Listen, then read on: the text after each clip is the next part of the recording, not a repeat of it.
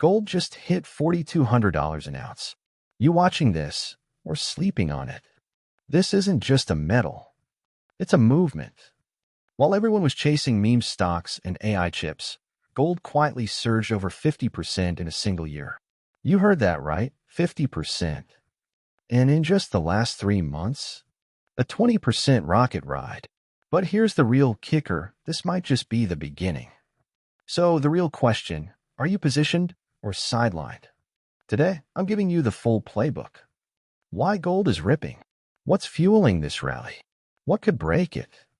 And most importantly, how you, the smart retail trader, can capitalize while the herd is still figuring out what just happened. Let's dive in. Picture this. It's early 2025. Everyone's still talking about tech, crypto, and AI. But behind the scenes, something massive is happening. Gold, that so-called boomer asset, starts creeping up. Quietly, relentlessly. It breaks 3,000, then 3,500, then suddenly it's punching through 4,000 like a battering ram. And now it's at 4,200, the highest price in history. The question is, why? Let's start with the heartbeat of the market, real yields. Real yields are what you earn on government bonds after you subtract inflation. Think of it like the true interest rate. When they fall, holding cash gets less attractive and gold shines brighter. In 2025, real yields did a nosedive. The 5-year TIPS yield, the market's gauge of real returns, dropped roughly 70 basis points from the highs. That's massive. It's like the opportunity cost of owning gold just disappeared overnight. And guess what traders did? They piled in. Imagine you're holding a bond paying 2% real yield. Then inflation climbs, yields fall, and suddenly you're earning less than 1% in real terms. Meanwhile, gold's sitting there, no yield, but also no counterparty risk. That's why you saw a rotation out of bonds and into gold all year long. Now let's talk about the other big force, the Fed. The Federal Reserve's tone flipped like a switch. We spent 2 years in the most aggressive hiking cycle in modern history, but inflation cooled, unemployment ticked up, and suddenly Powell and crew turned dovish. Rate cuts started in September, with another one likely in December. That shift in policy changes everything. Gold loves falling rates. Why? Because the cost of holding it, the carry, collapses. When rates go down, investors hunt for stores of value instead of yield. And gold's the ultimate store of value.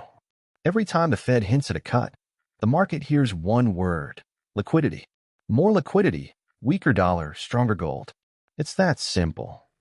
Speaking of the dollar, let's unpack that beast.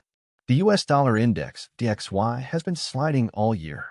And when the dollar drops, gold usually rallies. They're like opposite sides of a seesaw. Why does it matter? Because gold's priced in dollars. When the greenback weakens, every ounce of gold becomes cheaper for buyers in Europe, Asia, and the Middle East. Demand explodes. We've seen this movie before. Remember 2010? The dollar softened, gold doubled. History doesn't repeat perfectly, but it sure rhymes. Right now, DXY is hovering near multi-year support. If that breaks, the floodgates open. You could see a move into the mid-90s on the index, and if that happens, gold could blow through 4,500 like it's nothing. But there's another driver. Flows. Follow the money. Because money doesn't lie. In the last quarter, gold ETFs saw the largest inflows on record. Over 220 tons added in 3 months, worth $17 billion. That's not retail buying 1-ounce coins. That's institutions loading up. Pension funds. Family offices. Hedge funds diversifying exposure. Global ETF holdings are now around 3,800 tons, just shy of the all-time high set in 2020. Translation. We're early in a fresh accumulation phase. The wave is just starting. And you can see it in futures too. Speculative longs are building, but not maxed out. Hedge funds aren't all in yet. They're scaling in. The options market's flashing the same signal. Call demand is skyrocketing. Traders are paying up for upside exposure. The call skew flipped positive for the first time in years. That means traders are betting on higher highs, not hedging downside. So yeah, momentum's real. But here's where it gets interesting.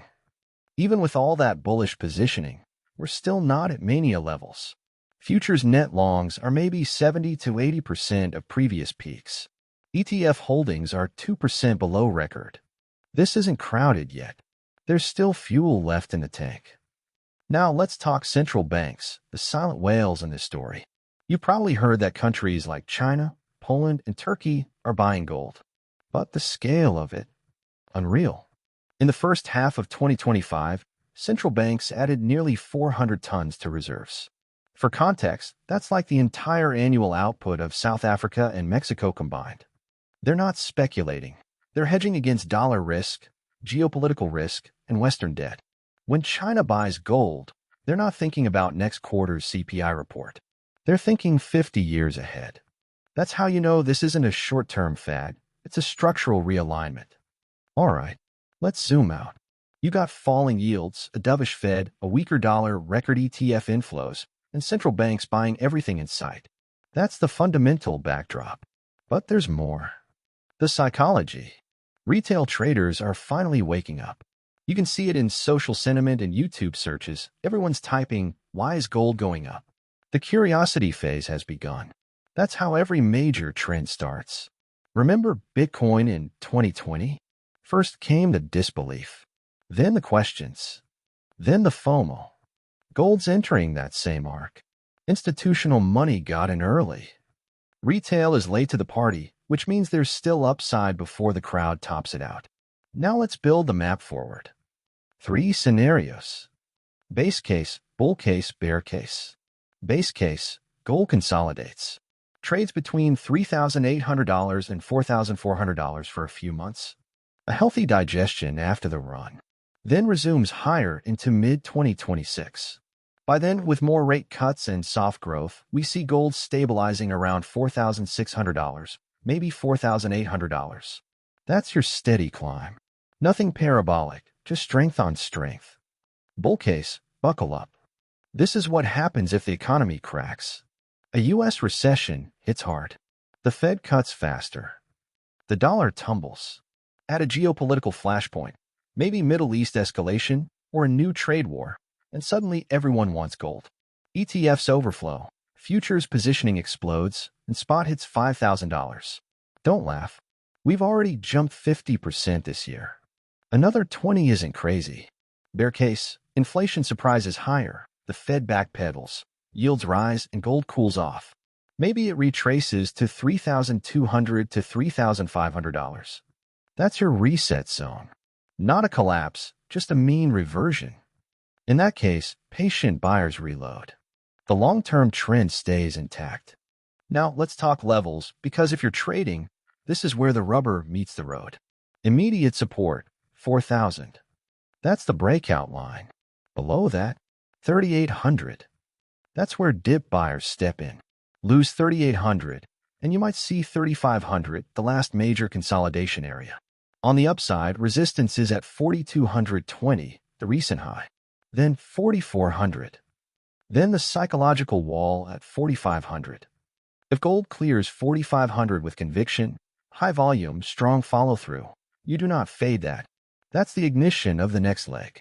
Technicals confirm the story. The weekly chart shows a textbook breakout.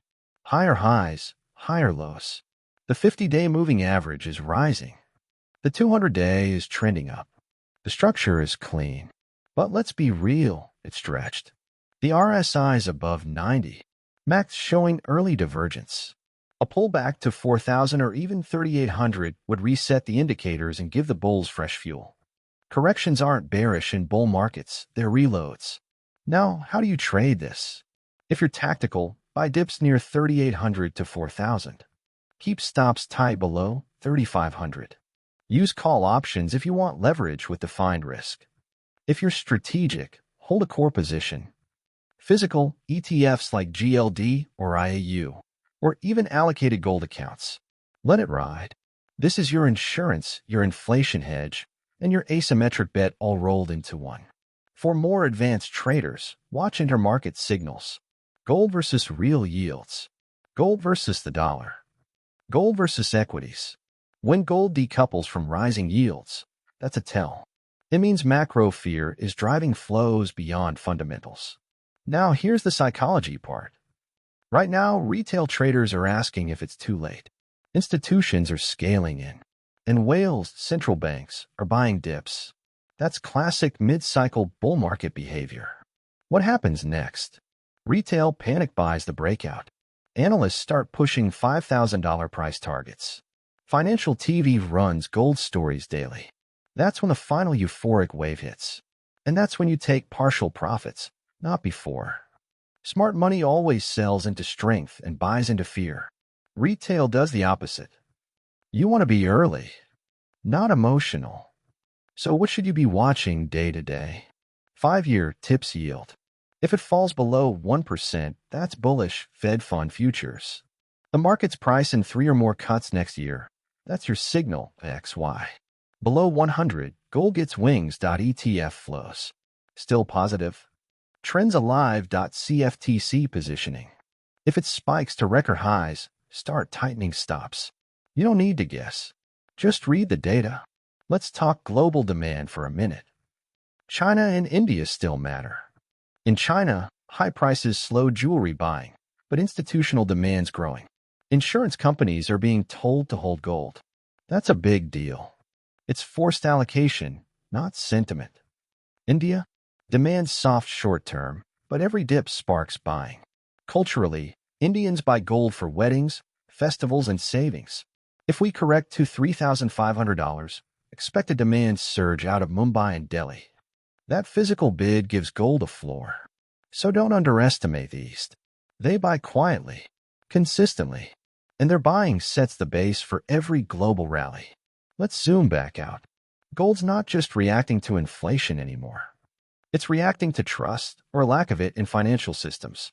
When you've got record government debt, slowing growth, political polarization, and digital bubbles, gold starts looking less like a trade and more like an insurance policy. It's not anti-dollar. It's anti-chaos. And right now, chaos is bullish. So where could we be a year from now? Base case, 4,600. Bull case, 5,000. Bear case, 3,300. All roads lead to one thing: volatility and opportunity. For traders, that's gold. For long-term investors, it's protection. Either way, it belongs on your screen. Before we wrap up, let's talk risk. If you see inflation re-accelerate without a crisis, that's bearish. If the Fed suddenly turns hawkish again, bearish. If the dollar rips higher, bearish. If you see another Fed pivot, another geopolitical flare-up, another liquidity event, bullish. Trade probabilities, not predictions. And finally, mindset. This rally isn't about hype. It's about positioning yourself in front of macro tides that most traders ignore. Gold doesn't move in tweets or TikToks. It moves in decades. And right now, the next decade's tide is turning. The financial system's changing. Rates are falling. Trust is eroding. Currencies are competing. And gold?